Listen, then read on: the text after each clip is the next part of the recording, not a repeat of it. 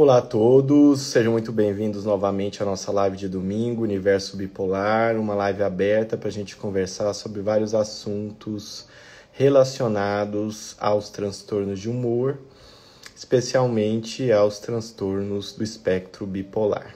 Quem está aqui nessa página gosta desse assunto, ou convive com esse assunto, ou tem alguém que convive com esse assunto, e é um espaço muito querido, porque é um espaço onde pessoas que eu não conheço entram em contato com esse assunto sem a gente nem saber para onde essa informação vai, onde ela chega, né? Então, muito obrigado por estarem aqui, por participarem dessas reuniões também, dessas lives de domingo. E para quem está aqui pela primeira vez, a gente faz das 7h30 às 8h um momento de responder as perguntas que vocês colocam aqui nos comentários. E depois às 8h eu peço para alguém entrar ao vivo comigo e contar um pouco da sua trajetória, um pouco da sua história, das dificuldades com o diagnóstico, com o tratamento e como é conviver de fato com as questões de humor, de impulsividade, sempre com uma mensagem positiva de que existe saída para isso, né? Não é o fim do mundo, não é um problema simples, mas também não é o fim do mundo. E muitas das pessoas que recebem o diagnóstico, esse diagnóstico vem depois de anos que a pessoa já convive com isso. Então, um dos objetivos das lives e da psicoeducação é permitir com que não se perca tanto tempo para viver melhor. Via de regra, a literatura dizia, a científica dizia que, em geral, o tempo de atraso para o diagnóstico era de 20 anos, mais recentemente esse tempo já caiu para 15 anos e o ideal é que não seja nem um ano, que seja o diagnóstico seja o mais rápido possível. Isso só é possível graças à informação, né? Isso certamente é uma verdade. Então, respondendo algumas perguntas que já estão aparecendo aqui, né? Pessoa com transtorno bipolar pode tirar carteira de motorista? Com certeza pode. Na realidade, gente, a maior parte das pessoas que têm transtorno bipolar, elas estão vivendo em sociedade de funcionais, pelo menos até um determinado momento, e produzindo bastante para a sociedade. Então, e muitas vezes não sabem ainda que são portadoras do transtorno. Então, seria um absurdo a gente dizer que uma pessoa com transtorno bipolar não pode fazer X ou Y. Não tem nenhuma proibição por ter o transtorno, né? É claro que uma pessoa que está em mania psicótica, ela não pode, nessas condições, dirigir um avião ou mesmo trabalhar em qualquer outro trabalho, porque isso seria uma situação em que há um prejuízo completo das funções cerebrais. Mas isso é uma parte pequena da doença e é uma parte da menor parcela das pessoas que têm transtorno bipolar, porque a maior parte das pessoas que têm não é tipo 1, são tipo 2 e outros transtornos bipolares e doenças relacionadas. Então, é claro que isso não seria uma proibição. Uma pessoa em depressão também ela vai ter dificuldades para dirigir e tudo mais, mas isso advém dos sintomas, não que ela seja proibida por isso, né? Eu recomendo que não se mencione na questão de quando a pessoa está renovando a CNH ou tirando a CNH, esse tipo de questão, porque, infelizmente, o que acontece é quase que uma catástrofe na vida da pessoa, porque ela vai ter que arrumar laudos e, enfim, várias coisas porque as pessoas, infelizmente, os médicos, as pessoas que avaliam, elas não têm a menor ideia do que é isso. Então, assim, falou em transtorno bipolar, muitas vezes na cabeça das pessoas isso é quase sinônimo de terrorismo, de esquizofrenia, de uma coisa, assim, muito mais incapacitante do que de fato é. Bom, seguindo adiante, então, vamos para frente, é por aqui. Uma pessoa pergunta aqui como sair do estado misto, né? Hoje nós passamos essa semana, né? Na semana passada e essa, sábado de manhã e domingo de manhã, foram as semanas de mentoria ao vivo dos cursos que eu dou. E foram assim, essa pergunta, ela demora uma manhã inteira praticamente para a gente discutir como controlar um estado misto de uma pessoa, porque é uma fase muito complexa.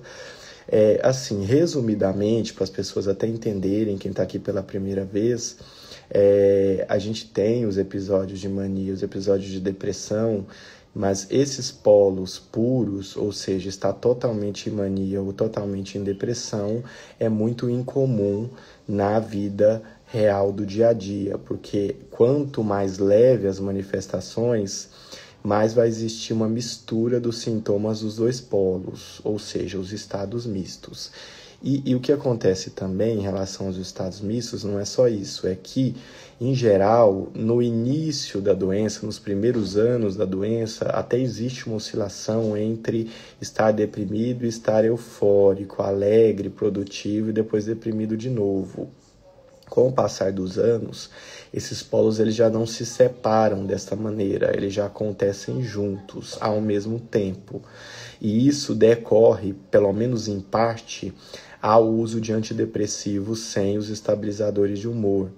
Então, como os indivíduos passam muito tempo da vida usando os antidepressivos sem os estabilizadores, isso gera um estado de instabilidade muito grande, que são os estados mistos. Então, um dos objetivos dos estados mistos é eliminar os sintomas da ativação totalmente, porque são esses sintomas que conferem a instabilidade dos estados mistos. Então, o tratamento ele deve ser eliminando substâncias antidepressivas do tratamento, sejam antidepressivos clássicos, sejam os psicoestimulantes, sejam lamotrigina, lurazidona, energéticos, cafeína, guaraná, pré-treinos, maconha, cocaína, qualquer tipo de substância estimulante, porque essas substâncias vão piorar a sintomatologia de ativação e com isso vai piorar o estado misto. Então, primeiro essas substâncias são eliminadas e, ao mesmo tempo, né, na realidade, são utilizados agentes que tratam o polo da mania. Lítio, ácido valproico, os antipsicóticos. Mas não é tão simples assim, porque muitas vezes leva-se um período longo de tempo para conseguir essa estabilização.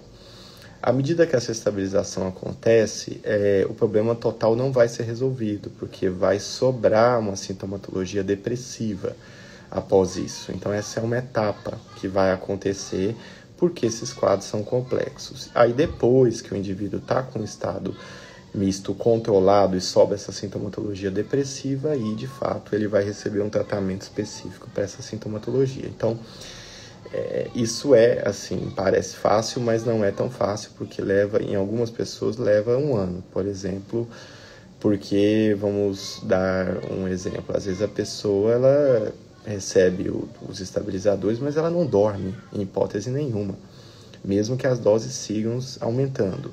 Às vezes ela recebe estabilizadores e a ansiedade não é controlada em hipótese nenhuma, aquela ansiedade você não consegue controlar aquela ansiedade, por mais que você combine estabilizadores. E os outros sintomas da mania também, irritabilidade, pensamento acelerado, impulsividade e outros. Pronto, vocês estão ouvindo a voz de uma criança falante com pressão de fala, né, aqui, mas geralmente eu não tenho tanto problema para atenção, então estou conseguindo me manter firme aqui mesmo com essa conversinha de fundo.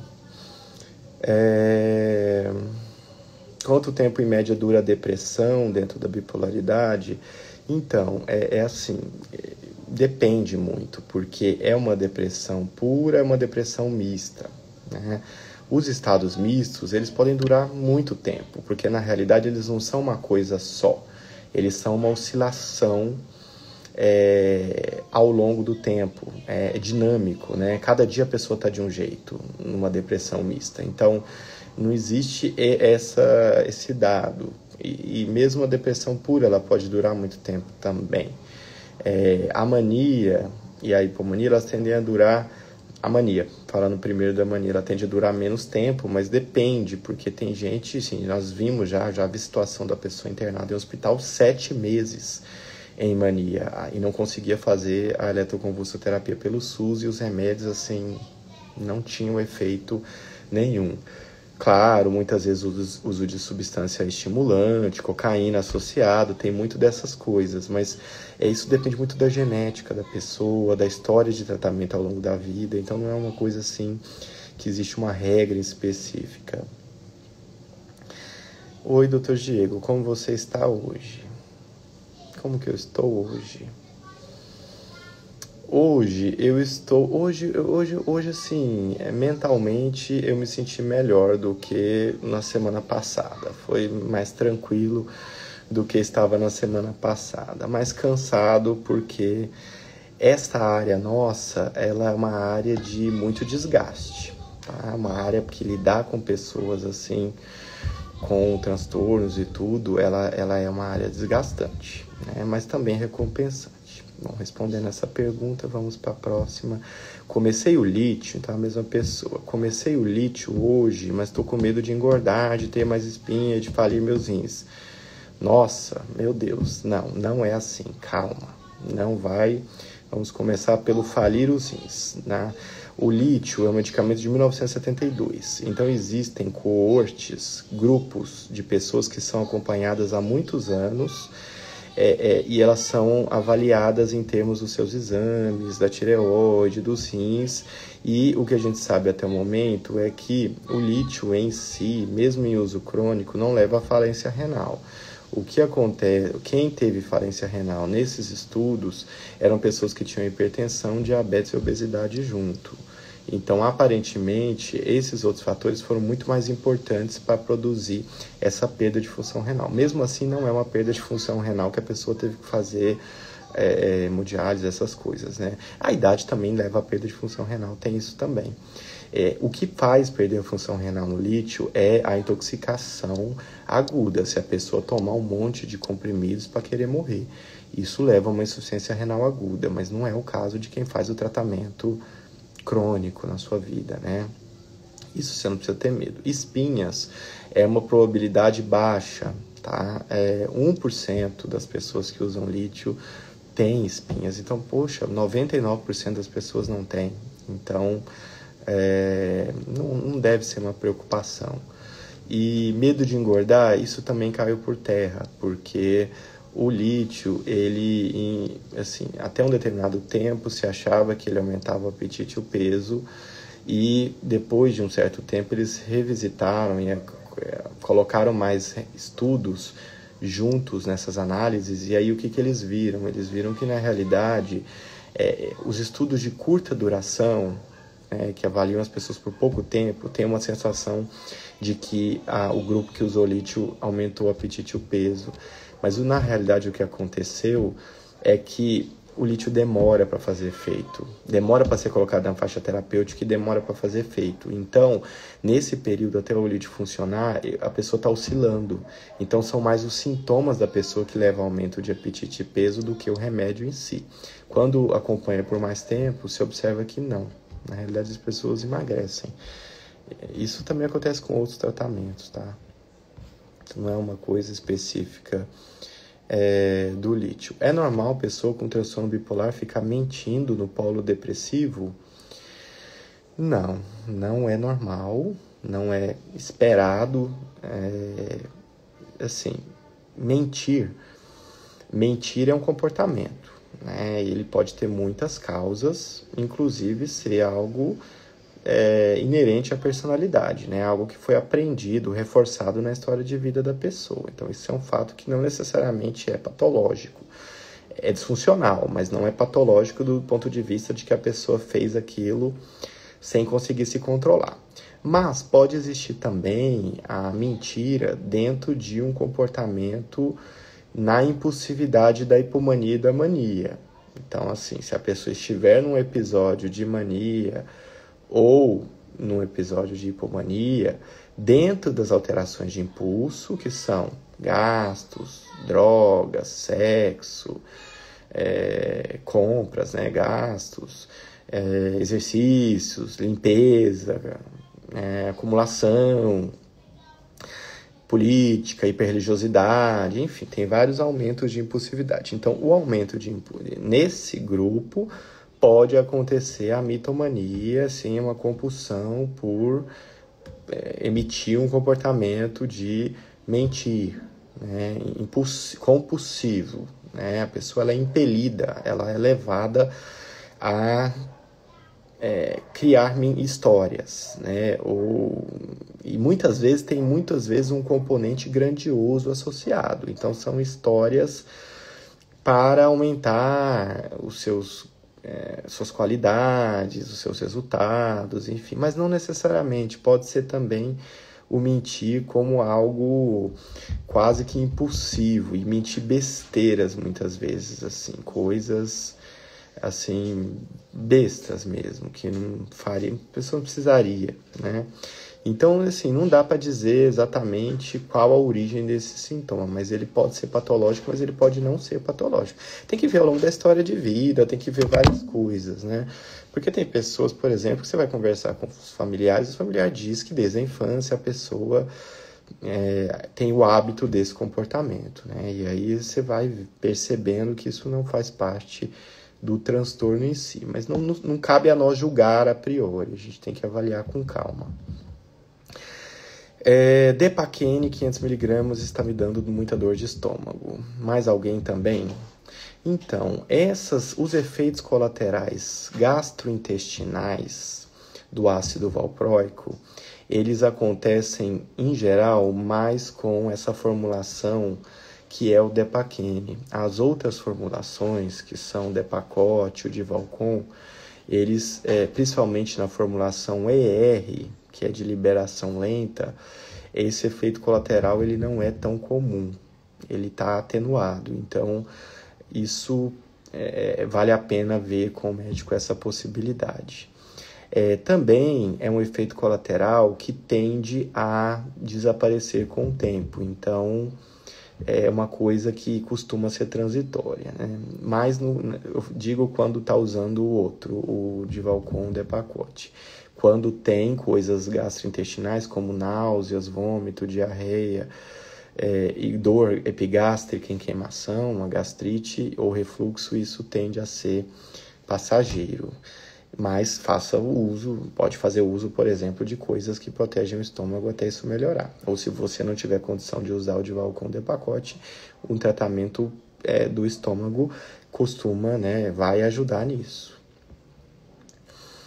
Qual a relação entre transtorno do estresse pós-traumático e síndrome do pânico no transtorno bipolar? Interessante essa pergunta, porque pouca gente fala, mesmo eu nunca postei nada sobre isso, mas o transtorno do estresse pós-traumático, ele é uma comorbidade, como se fosse não necessariamente uma comorbidade, mas um deflagrador muito importante da bipolaridade em algumas pessoas. O transtorno do estresse pós-traumático é quando a pessoa tem uma alteração de comportamento após um evento traumático importante, né? Então não é assim, tô traumatizado porque não é só coisa simples. Então é uma coisa que envolve risco de vida, um abuso, um assédio muito importante, ou até presenciar, por exemplo, cenas de violência com uma pessoa sua próxima, coisas do tipo.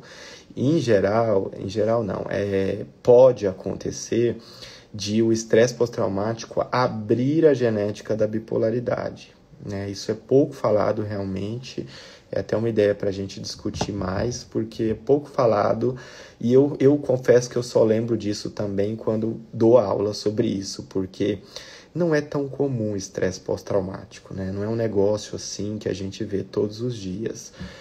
Tenho alguns pacientes que o quadro ele ficou muito óbvio depois de um evento traumático, mas isso não é o mais comum do dia a dia. Então, sim, transtorno do estresse pós-traumático tem a ver com o transtorno bipolar. E pânico é um tipo de ansiedade que é paroxística, né? Que é assim, agora todo mundo perguntando como que eu tô. O pânico, ele é um tipo de transtorno ansioso e que é paroxístico. Então, assim, eu tô aqui parado e de repente eu começo a ter sintomatologia física primeiro, antes de ter o quadro mental. Por isso que o pânico assusta muito, porque diferente de uma crise de ansiedade normal, a pessoa tem primeiro uma preocupação e começa a achar que as coisas vão dar errado e depois vem a sintomatologia física da ansiedade. No pânico vem primeiro a sintomatologia física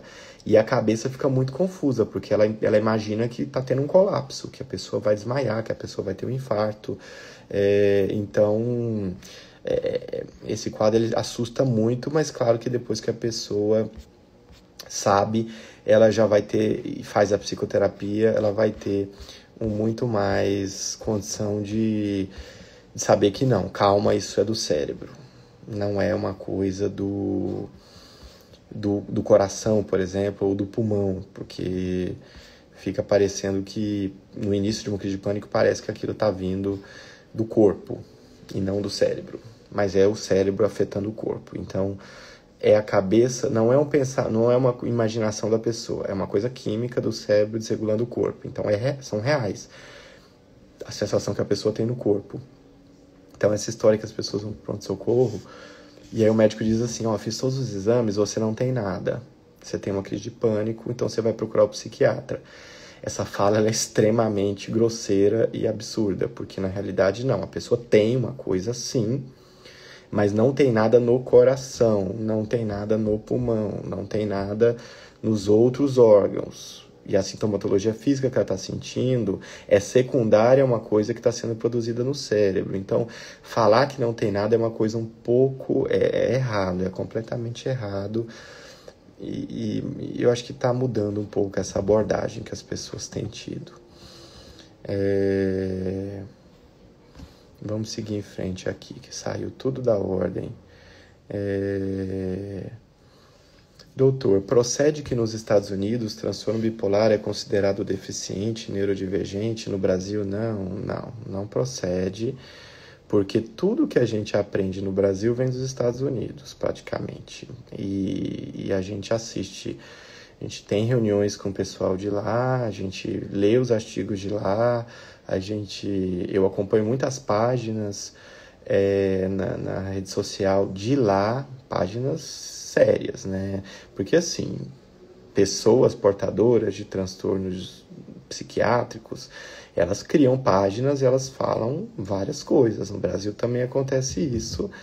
E muitas informações, elas não são confiáveis, né? Não são informações pegas na internet, mas assim, não é uma deficiência, né? É um transtorno, é uma doença. O transtorno bipolar, por que a gente chama às vezes de doença bipolar? Porque o transtorno bipolar é o transtorno psiquiátrico que mais se aproxima do que a gente considera doença. O que é doença? Que a gente fala, é uma doença. Diabetes é uma doença.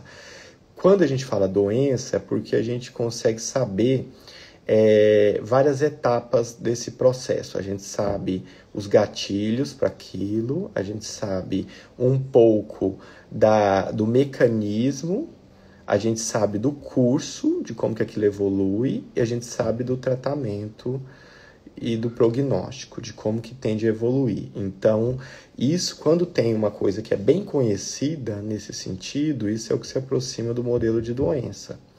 Quando é uma coisa que você só sabe etapas, aí a gente usa transtorno. Por quê? Porque causa um prejuízo, porque é algo que se repete nas pessoas, então tem uma síndrome, mas que ainda você não compreende tudo, né? Então, fica esse termo transtorno para quando é uma coisa que ainda tem lacunas a serem avaliadas. Assim, a gente não tem exames para diagnóstico de nenhum transtorno, mas a gente tem várias outras, e o transtorno bipolar ele é muito sedimentado nessas características. Então, a gente vê também na literatura o termo bipolar disease, doença bipolar.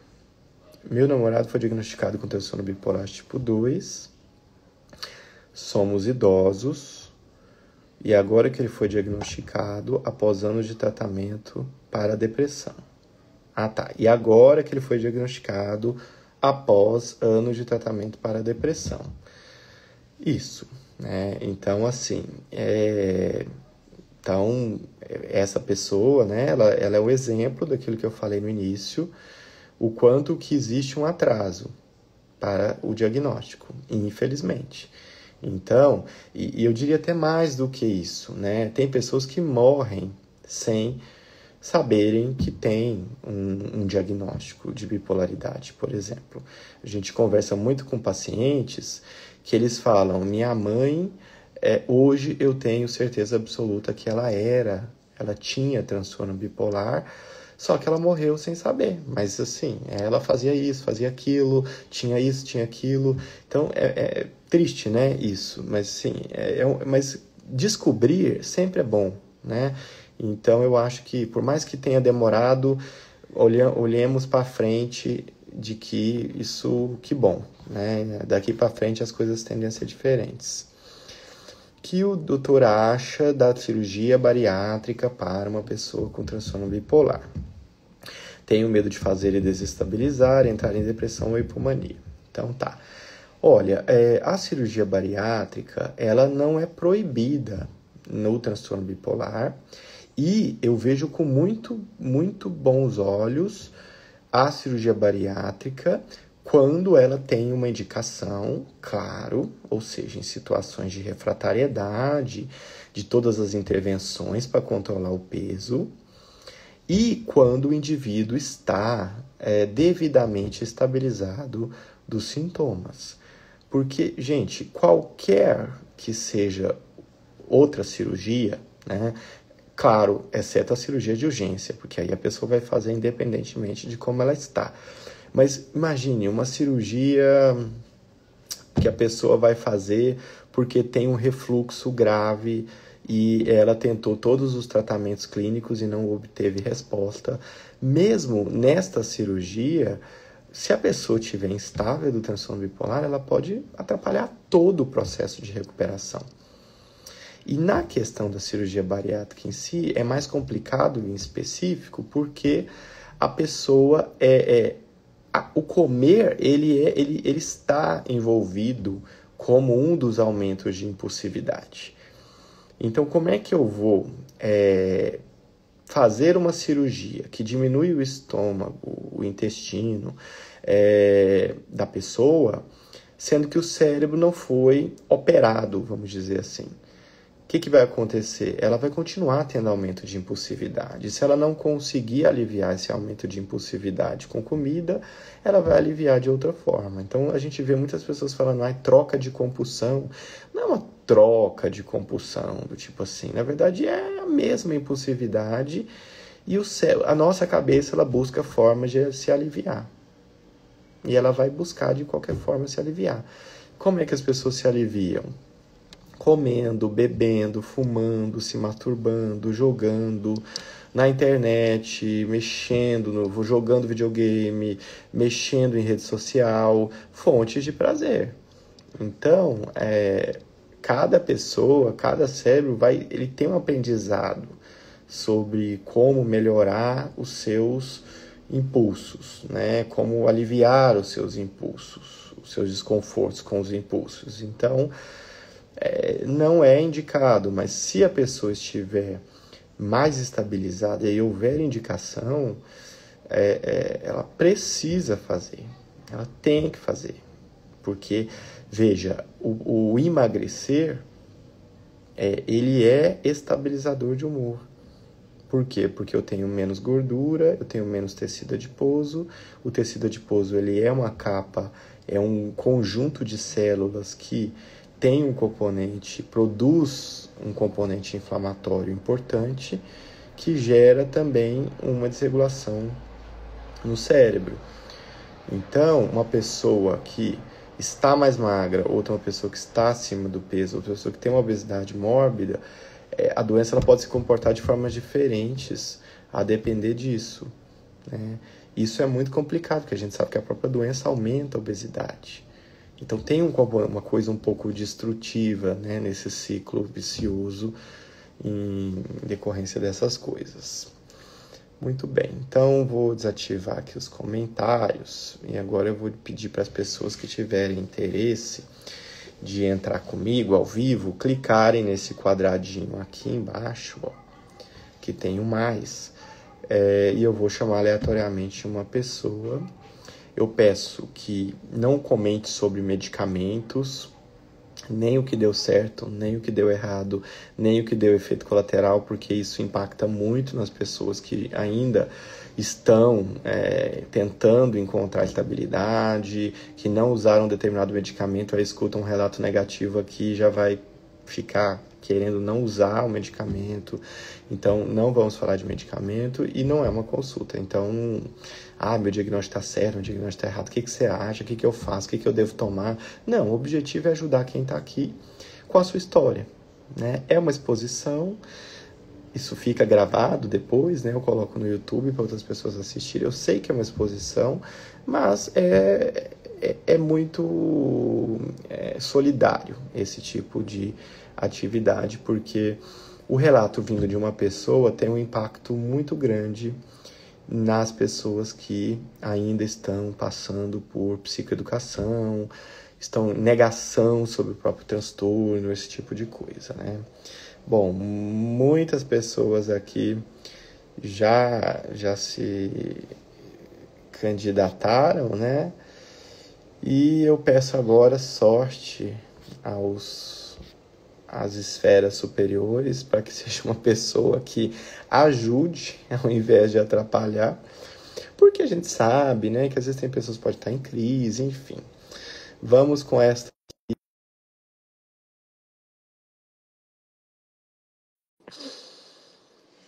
Vamos lá, vamos ver se a pessoa vai entrar. Aceitar, né? Primeiramente o convite. Opa, aparentemente sim, Diana. Eras. Opa, tá travando a internet dela. Tá girando aqui para mim. Vamos ver se a gente consegue pegar a conexão. Olá, Tudo bem? tudo. É um prazer. Prazer é meu. Muito obrigado por ter aceitado entrar na live, contar, né, um pouco, não sei se é de você, se é de companheiro, se é de um familiar. Você está falando de onde? Ituporanga, Santa Catarina. Poranga, Santa Catarina, tá. É uma cidade menor Uma ou é cidade média? de 25 mil habitantes, cidade pequena. A terra da cebola. Nossa, eu não gosto de cebola, então eu não vou. É porque não comeu a nossa ainda. Não. O pessoal tá brincando comigo que eu sou autista, né? Porque eu tenho seletividade alimentar. Quero ver os outros critérios. Pode ser que eu seja assim, do espectro, mas cebola e alho são duas coisas que não tem jeito, né? Assim, a não ser que essa cebola ela seja totalmente diferente das que eu tô Não, acostumado. ela não é. Então, tá bom. E aí, o que que você quer contar pra gente? Bom, eu tenho 36 anos e o meu diagnóstico, eu coloco entre aspas, porque talvez eu ainda não tenha. Não é aceitado, mas é que eu ainda estou assimilando, na verdade. Eu tive tudo porque eu tive um episódio depressivo muito intenso em 2022. Não foi o primeiro, mas foi o que quase me tirou deste mundo, né? Então, quando eu busquei tratamento naquele momento, a psiquiatra com quem eu já me tratava por ter tido depressão pós-parto, falou para mim que talvez ela tenha demorado até a me dar o diagnóstico, segundo ela, porque eu sou uma pessoa com quem ela teve que ir muito aos poucos, senão eu sairia correndo. Mas eu tenho sintomas desde a infância, muitos, inúmeros, né? E sempre foi mudando. Começou com um toque lá dos 7 anos de idade, eu era zoada na escola, porque antes de qualquer prova, de qualquer atividade na escola, eu bati o cotovelo 3 vezes, 10 vezes, piscava, e assim foi mudando, né? E na adolescência, episódios de depressão também, e geralmente sem causas aparentes, sem um motivo, né? Sem um motivo real, assim. E aí veio a depressão pós-parto, que foi muito intensa também. E 3 anos depois, 5 anos depois, veio esse episódio em 2022, que foi o pior momento da minha vida. Eu passei por um luto, perdi meu pai, mas isso não se compara ao que eu passei quando eu tive aquela depressão, né? E E certamente aí, foi uma depressão mista, pelo que você está falando, porque as pessoas até é bom elas ouvirem isso, né? Assim, depressão grave, com muito sofrimento, com muito desespero, agonia, angústia e ideias de suicídio, muitas vezes, porque imagina você queimar a pele de uma pessoa com ferro e deixá-la amarrada e queima, e queima, e queima, queima. É humano, é cerebral o cérebro dizer. agora chega, né? Chega, né? Não vamos falar palavra para não derrubar a É, live, mas chega que eu quero, né? Então, porque isso se associa muito a esses quadros, né? E você sabe, é muito interessante, só vou fazer uns comentários para claro. acrescentar. A bipolaridade, as pessoas hoje em dia falam assim, né? A gente vê, isso tá fresco para mim por causa dos cursos que a gente conversou nos finais de semana, né? Ah, TDAH, quando a pessoa tem sintomas de TDAH desde a infância, então ela tem o verdadeiro TDAH na vida adulta. Nem sempre. Por quê? Porque o cérebro, ele sofre, é uma planta que está em crescimento na infância. A gente não sabe para onde esse ramo vai. Na questão do transtorno bipolar, essas ramificações, elas às vezes elas vão apresentando manifestações muito diversas das alterações de humor num primeiro momento.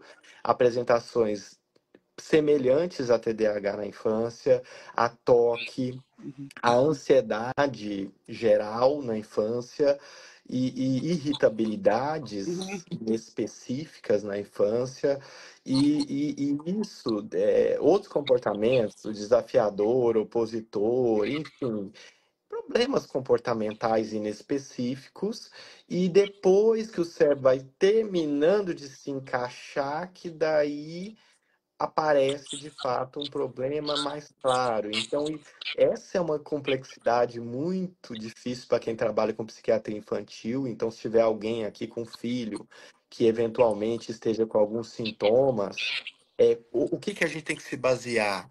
História familiar. Então, Uhum. assim, em história familiar, eu não vou brincar com isso, né? Ah, mas tá parecendo um toque.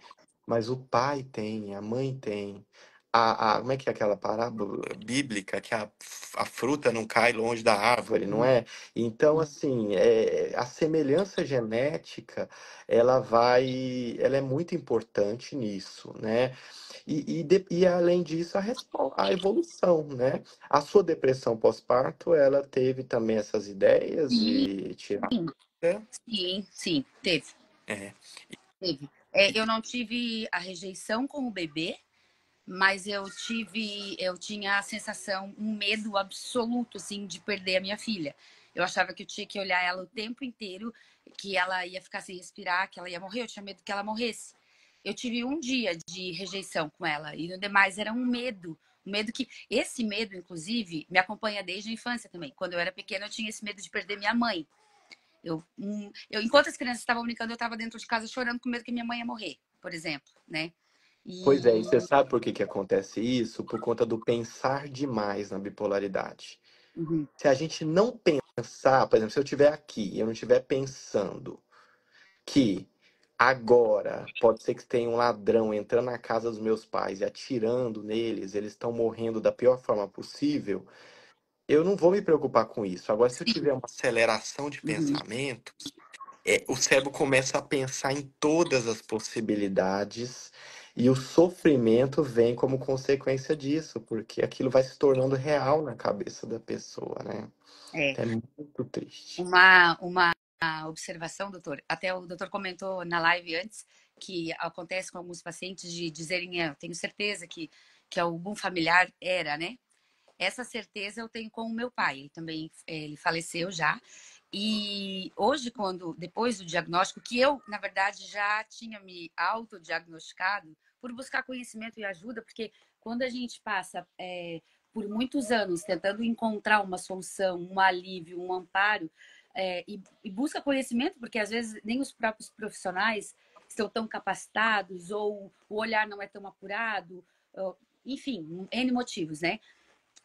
Quando eu tive o diagnóstico, eu já sabia que eu era. E eu também já sabia que meu pai era. Mas ali eu descobri que muito do que eu sou na vida adulta não era trauma de infância. Eu achava que era trauma por muitas coisas que meu pai passou e fez. Por exemplo, ele teve problema com álcool, né? Então, nós passamos muito medo e tal. Pode ser que isso tenha impactado, com certeza. Mas eu acho que é por eu ser filha dele, ter a herança A genética dele, predisposição, a com predisposição. certeza. Com E então eu certeza. achava, eu tratava tudo como trauma até então, né? Ah, trauma, trauma. Mas é a predisposição genética, juntando das experiências ambientais, enfim, né? Mas aí eu fiz essa descoberta e, de certa forma, foi um alívio também. E eu consegui perdoar ele por muitas coisas. Que eu tenho certeza. Ele sofreu muito.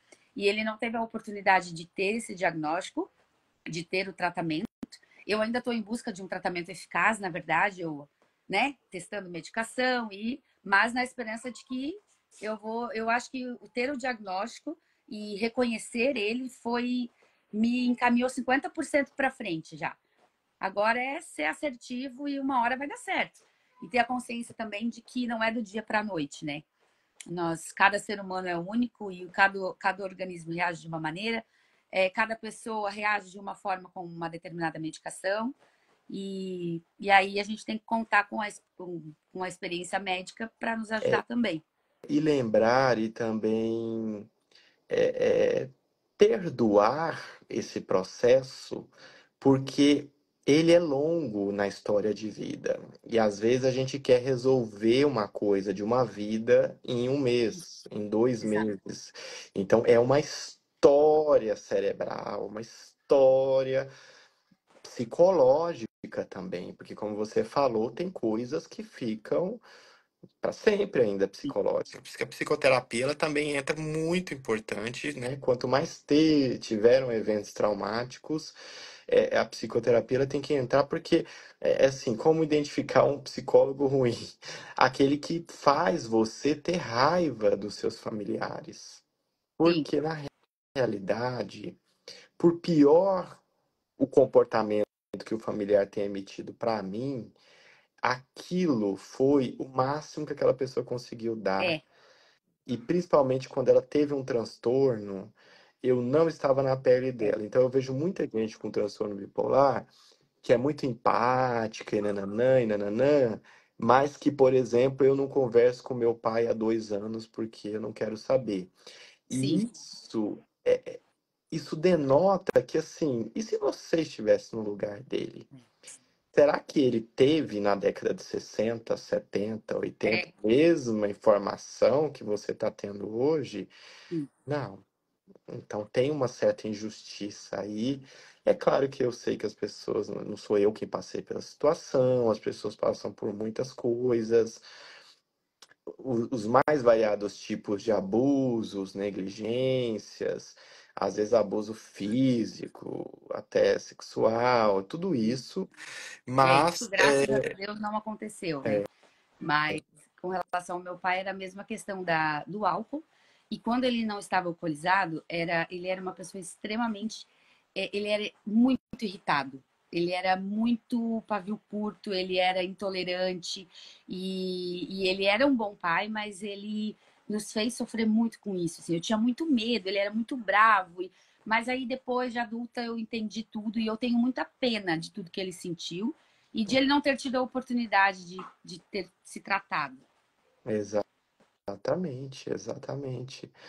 E assim, né, nós temos que lembrar que, gente, até 1980, né, a gente não tinha nada de psiquiatria descoberto, catalogado, definido, né? E isso é complicado, porque é muito pouco tempo para uma sociedade em compreender que o comportamento humano vem do sistema nervoso, porque na Idade Média as pessoas eram queimadas, porque imagina, a pessoa com surto psicótico, falando coisas com nada, o que que eles tinham para fazer naquela Louca, né? época?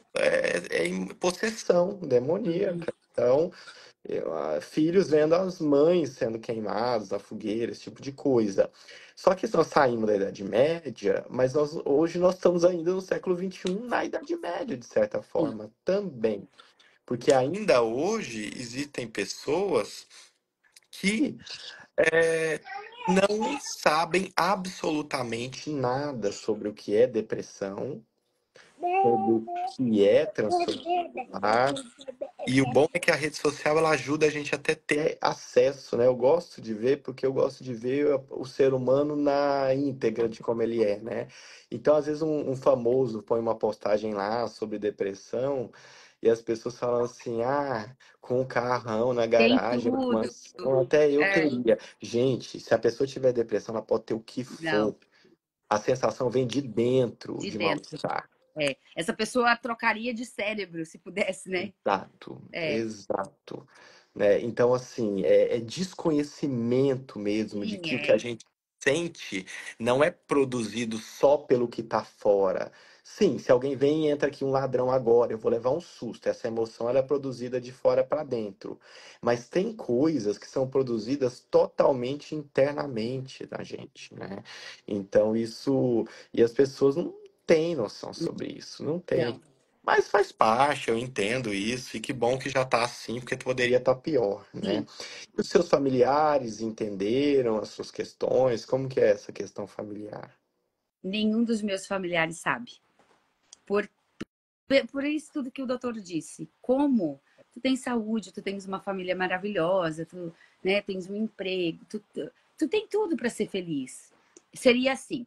Então, diante de tantas questões que eu já tenho que lidar, a minha escolha foi não comentar, porque eu vou conseguir ir atrás do meu tratamento, eu tenho, né, eu tô, ainda pelo menos tenho essa capacidade de cuidar de mim, e pela minha saúde mental eu achei melhor não questionar, porque as pessoas ignoram, no sentido de ignorar, de desconhecer mesmo, né?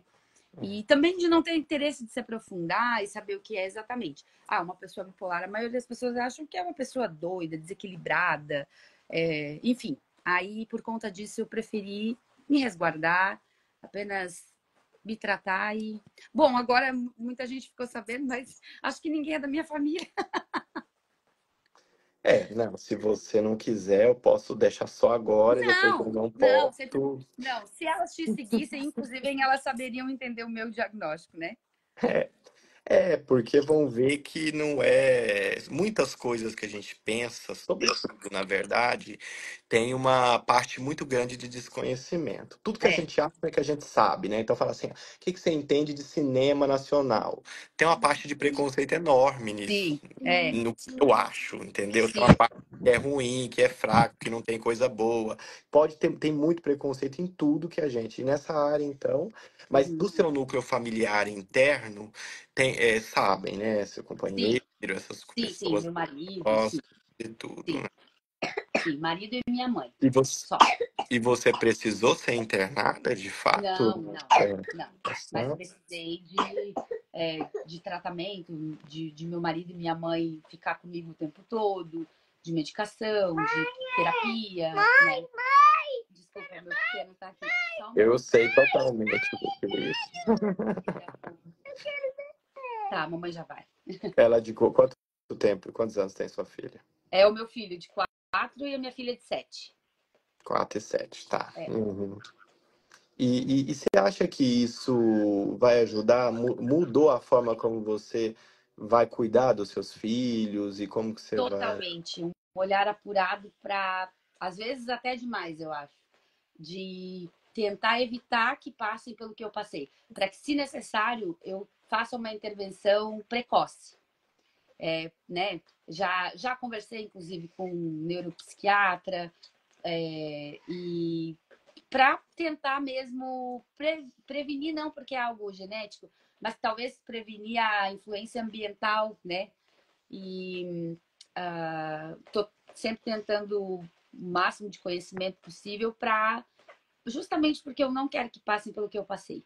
Porque se tiver o diagnóstico, se tiver no gene, eu não vou ter como tirar isso. Mas a manifestação, eu acho que talvez, o doutor pode até me responder isso, né? Se é que a gente tem como controlar ou evitar, isso é possível? Totalmente possível. Se o pessoal descer na página lá para trás, tem uma postagem que é uma caixa escrito frágil, como se fosse aquelas caixas que tem vidro Uhum. dentro. E eu brinco que quando um familiar, uma pessoa tem o diagnóstico, é a mesma coisa que se eu te entregar uma caixa e falar assim: olha, Daiane, essa caixa leva para mim, entrega para fulano. Você vai levar a caixa de qualquer jeito. Se tiver escrito frágil, você vai levar a caixa de forma diferente. Então, quando a pessoa tem o diagnóstico, ela vai fazer muito mais cautela. Ela sabe que é, briga, grito dentro de casa, violência verbal, física, abusos, ficar de olho nessa coisa, substâncias, dormir cedo, acordar cedo, tudo isso é protetor. Tudo Sim. isso é muito protetor. Ficar de olho na escola, se a criança não está recebendo bullying, se tiver, trocar de escola ou tentar resolver aquilo. Então, porque infelizmente o que acontece é que assim, muito disso que todas as pessoas que estão aqui na página têm a origem, ela tem uma origem genética, claro, mas ela tem origem lá na infância. Por quê? Porque os primeiros 10 anos de vida é onde vai determinar se essa genética vai ficar mais exposta ou menos exposta. Então é um momento assim de muito, assim, cada vez mais a gente discute o quanto que no passado se criava filho de um jeito assim, como se fosse no quintal que se alimenta e cresce e vai dar certo, né? Sim. E na realidade, assim, a gente que trabalha com isso fica muito assustado, né? Mas assim, gente, o vizinho abusou da pessoa e ninguém viu. Uhum. O Uhum. tio da família abusou. O avô, que absurdo. Nossa, quando eu escuto assim, escutei até a história do pai ter feito isso, mas aí assim, Não, aí não tem nem. aí você já fala, não, aí já não tem nem. É uma doença, é o nível de doença, pedofilia, muito, muito grave, que assim, é triste também, né? Porque a gente julga também, mas é, é muito, muito horrível, né? Então, mas aí assim, a gente tem que ficar de olho, né? Não é só dar comida. É por isso que eu falo, você vai ter mais filhos, né? Na realidade, não vou ter porque foi de fertilização e não tem como mais. Mas eu acho que assim, é muito complicado. É uma missão É muito, muito complexa, né? muito complicado, né? Mas, assim, até como forma de contribuição, talvez alguém que está aqui ouvindo possa ter pensado isso, mas eu já cheguei a me culpar, inclusive, por ter. Eu tenho até vergonha de falar, porque, meu Deus, a maior bênção da minha vida são os meus filhos. Mas me culpar por ter sido mãe. Como que uma pessoa uma bipolar, né, que tem esse gene, que pode passar isso para frente, tá povoando? E aí, claro, né, um pensamento intrusivo e às vezes reflexivo também, mas é isso, é eu tentar fazer a minha parte como Não, mãe. sim, porque veja, se todos nós formos pensarmos assim, na minha família tem muito câncer, então eu não vou ter filho porque eu vou ter câncer, Exato. a gente vai se exterminar, porque as genéticas estão Toda a genética vai, distribuídas. todo mundo vai ter um Todo problema, né? mundo tem predisposição para doença cardíaca, para tudo. E Sim, doença psiquiátrica não é diferente. Esse pensamento, assim, não acho que tem que sim. ter. E aí eu mesma já cortei ele e vi que não fazia sentido. Por isso que eu até contribuí, porque às vezes a gente se culpa muito, né? E a culpa, ela sabe ser cruel. Então, eu tive esse pensamento, passei a refletir e vi que ainda bem que eu tive o diagnóstico e que eu estou procurando conhecimento, porque assim eu posso fazer o que os meus pais não puderam fazer por mim, né? E assim, né? E Assim, não ai, culpando eles, não culpando eles. Eu tenho certeza que eles gostariam de ter tido essa oportunidade também, né? porque eles nasceram, eles têm a história deles com os pais, eles nasceram numa outra época e eles tiveram outros acessos a coisas, a tratamento e tudo. Sim, Mas o que eu fico muito triste, assim, quando o pessoal fala assim, ah, vocês ficam observando o comportamento das pessoas, a gente fala que não, mas a gente observa sim.